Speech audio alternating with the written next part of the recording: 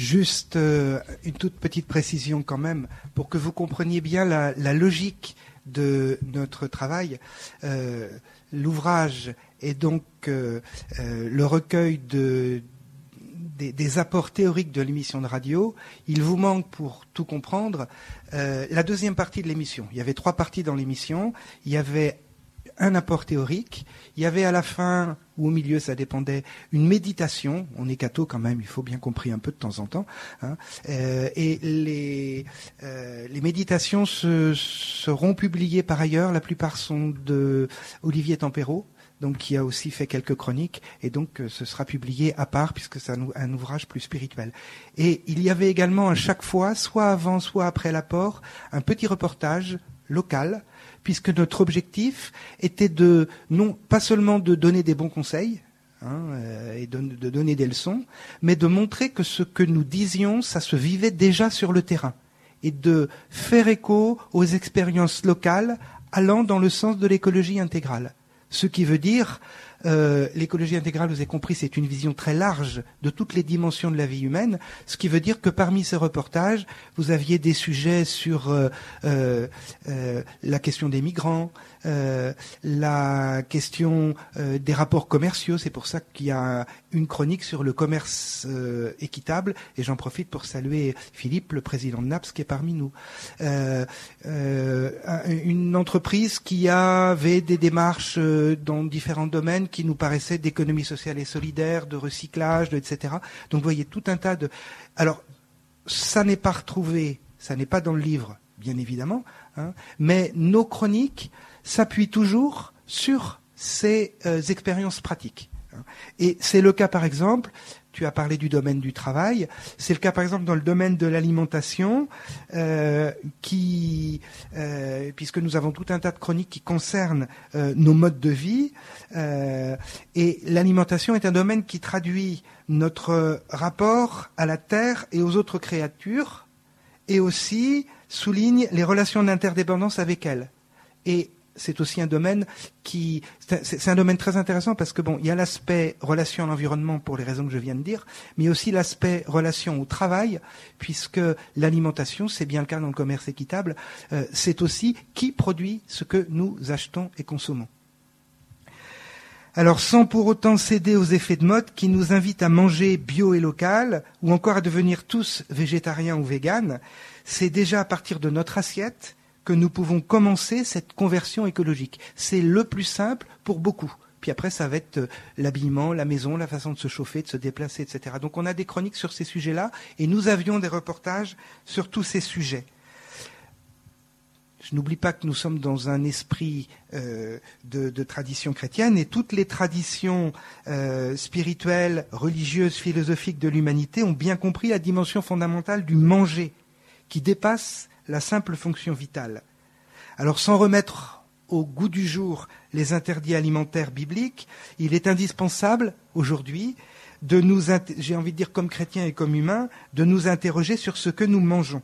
Et donc, dans les chroniques, vous trouverez quelques conseils simples et pratiques, de bon sens. Pratiquer la modération alimentaire, manger à sa faim, certes, mais sans excès.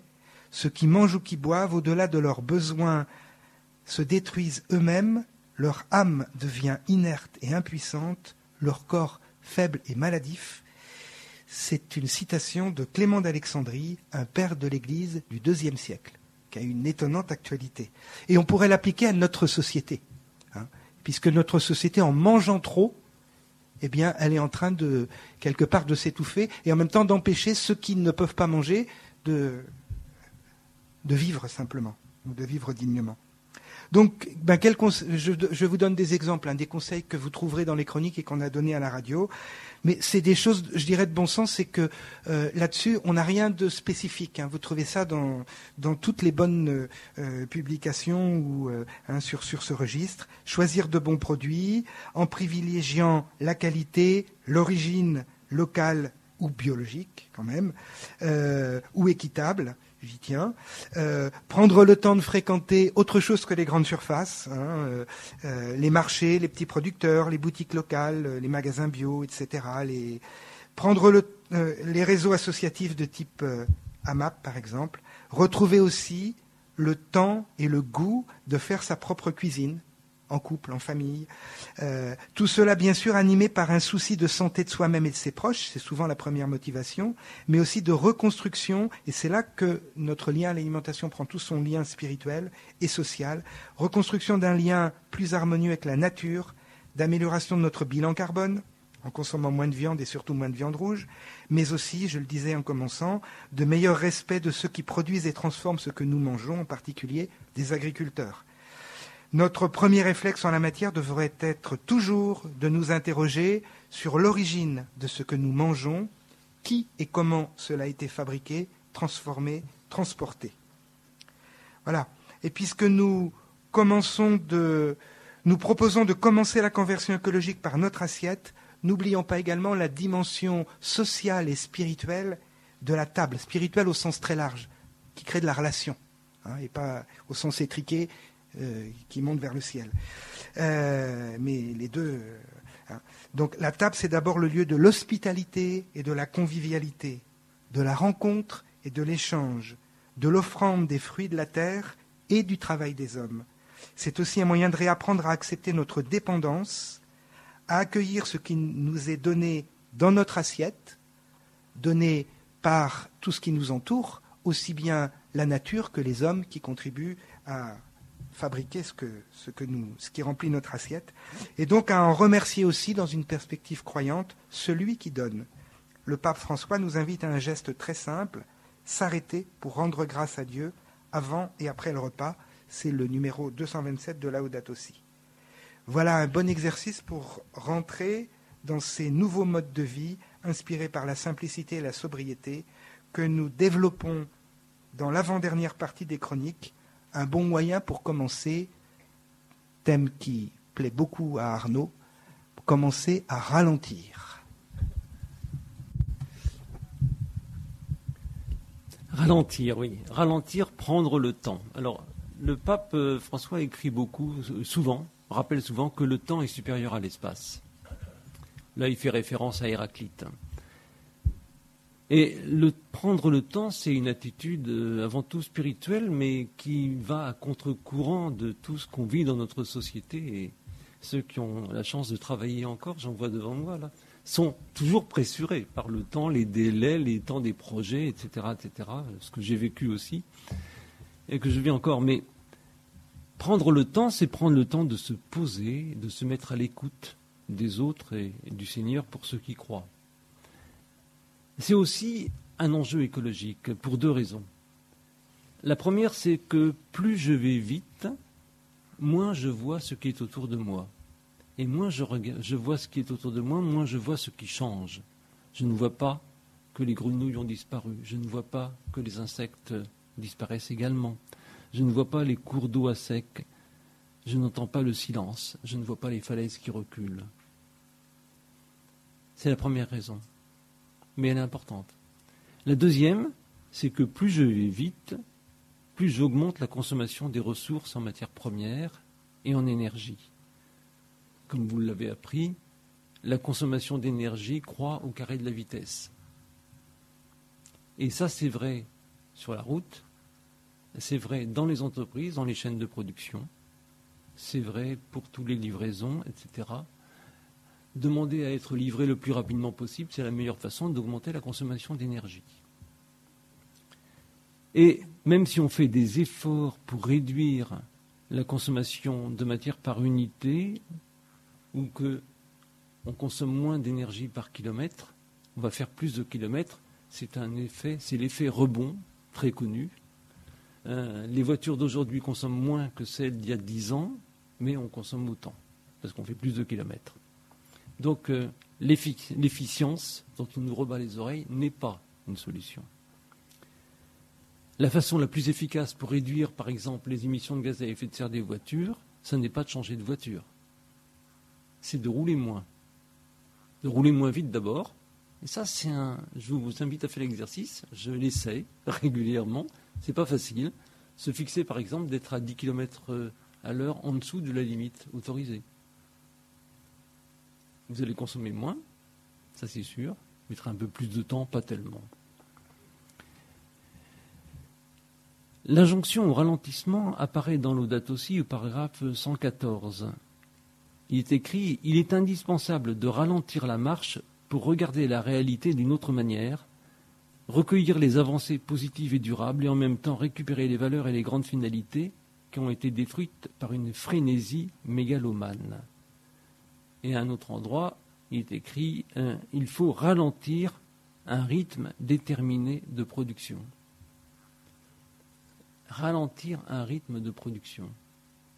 Ça vous rappelle ce que j'ai dit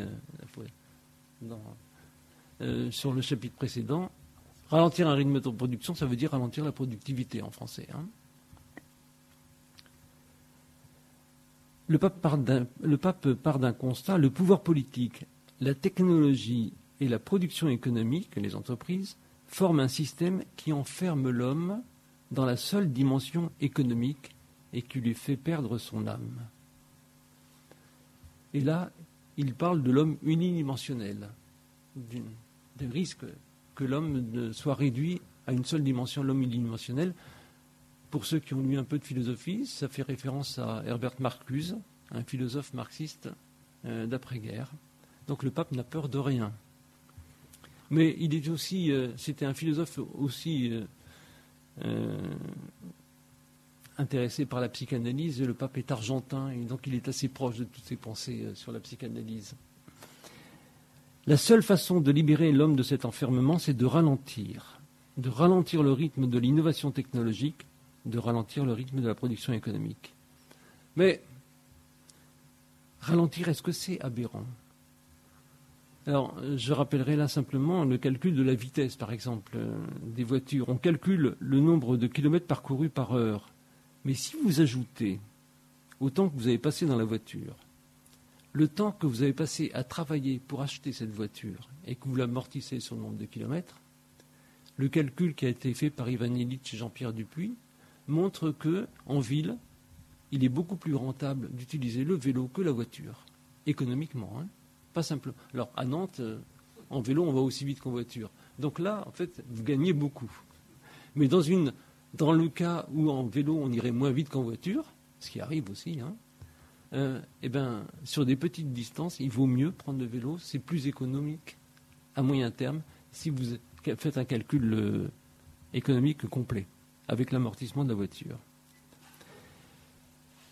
Alors souvent, on prend l'habitude de ralentir pour des raisons négatives. La fatigue d'une randonnée, le brouillard, le risque de dépasser la limite de vitesse sur la route.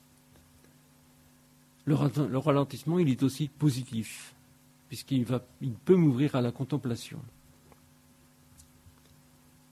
Le pape François écrit « Beaucoup de personnes font l'expérience d'un profond déséquilibre qui les pousse à faire les choses à toute vitesse pour se sentir occupés dans une hâte constante qui, à son tour, les amène à renverser tout ce qui est autour d'eux. » Alors, j'ai pensé à moi un peu de temps en temps. Mais renverser tout ce qui est autour d'eux, de fait, on renverse, alors chez soi peut-être, mais aussi dans le monde. On casse, on exploite. L'écologie intégrale, elle implique donc de consacrer un peu de temps à retrouver une harmonie sereine avec la création. Mais ce pape François n'était pas le premier à nous alerter sur la question. D'autres papes l'ont fait avant, Loïc. Exact.